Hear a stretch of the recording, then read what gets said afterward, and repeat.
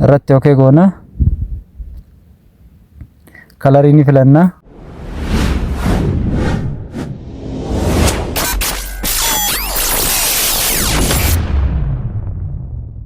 Assalamu alaikum warahmatullahi wabarakatuh. Ashama harka fuuna jirtu baga nagaa jiraattan bakkuma jirtanitti nageenya rabbii kadhuma hin qabne isin irratti haa jiraatu isiniin jecha. Barnoonni kenna barnoota editing appii Pixel Lab keessatti akkaataa 3D barreeffama bifa kanaan barreessinu wajjin baranna. Haala kanaan barreeffama bifa 3D barreessuudhaaf appii nuti fayyadamnu appii Pixel Lab jedhama. Yeroo awwalaatiif viidiyoo kana ilaalaa jirta yoo ta'e Play Store irraa isin argama. Linki isaa description video kana jalallee isiniif kaa'aa irraa buufachuu dandeessu.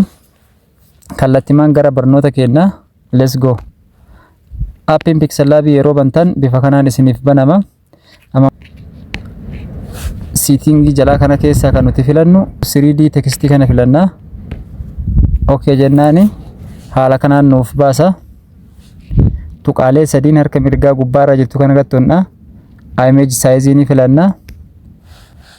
Bitaa irratti 2560 jenna. Asii ammoo mirga irratti 1440 jenne.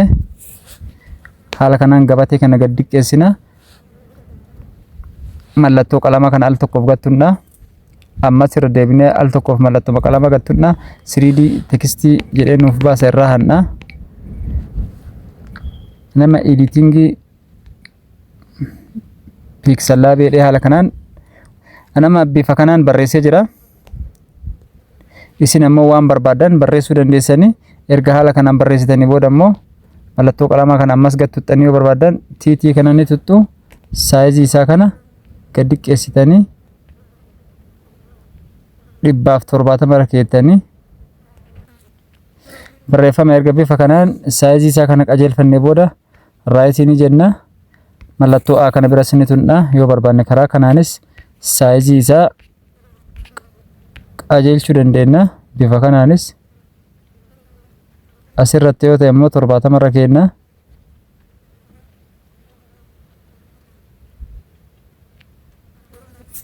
Bifa kanaan 76 irratti ni sirreessina. Karaa lamaan sirreessuu dandeenya. Right ni jenna.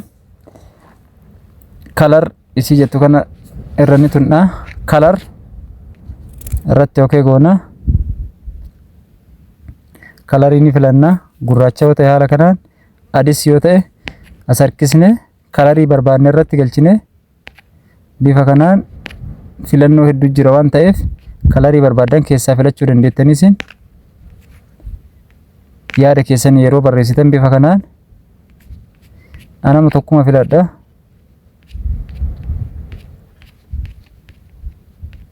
Isa kana natti tole right jennee bira dabarra. As dhufnee amma foontii kana yoo barbaanne ni jijjiirra. Haala kanaan jijjiiruu dandeenya. Yoo hin barbaanne ammoo ni dhiisna. Cancel jennee dhiisna. Bifa kanaan sirreessina. Right jennaan. Makattaanu stroke dha. Stroke irratti okay ni goona. Enable jenna. Barreeffamichi bifa kanaan nuuf ifee jira. Asirratti bifa tokko ni daballa. Yoo barbaanne gurraacha goona. Adiinis haala kanaan bifa barbaadan stroke keessattis galchuu dandeessu. Bifa jaalattan stroke keessatti galchuu dandeettanii. Stroke ammoo ol guddisuu hin qabdanii. Yoo guddate bifa kanaan hin tolu waan ta'eef haala kanaan barreeffama nu jalaa balleessa waan ta'eef stroke diqqeessine 4 yookaan 3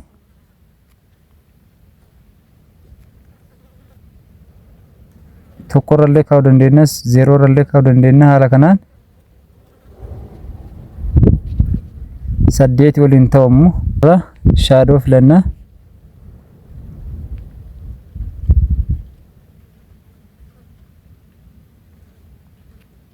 Shadows bifa kanaan sirreessitanii buularii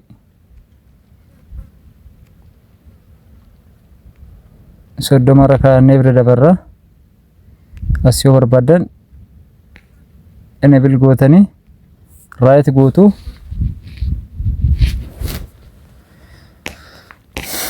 Amma wanti hafe biratti background isaati enable irratti okay gootanii bifa kanaan background jijjiirtanii ni filattu. Haala kanaan bifa barbaadan galchuu dandeessanii filannoo hedduu qaba waan ta'eef background kana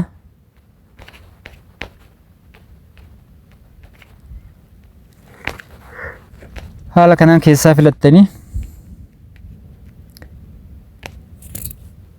asirrattis filachuu dandeessan. Bifa kanaan background barbaadan filachuu dandeessanii right jettanii ammoo background kana wal qixxeeffachuudhaaf asuma jala ragabbuutanii gara bitaatitti yoo harkisuu barbaadan background kana haaluma kanaan harkistanii bifa barreeffamaan illee wal qixxeessuu barbaadan haala kanaan keessanii gara mirgaatitti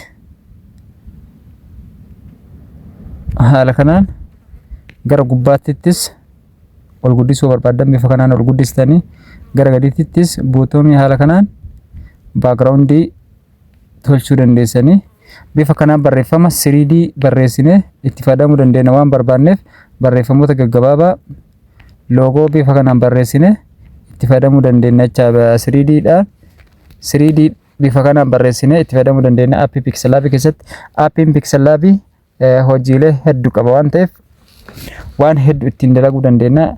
Anama editingii Pixel Lab isin waan barbaadan jechoota barbaadan ittiin barreessitanii bifa kanaan tolfachuu dandeessu. Namoonni chaanaalii kanaaf haaraa taatan asumaan subscribe naaf godhaa. Warroonni maatii kee taatanii jirtan share naa gochuu hin irraanfatinaa isiniin jecha. Hanga barnoota biraa qabadhee isinii dhufuuf turtii gaarii naaf qabaadhaa.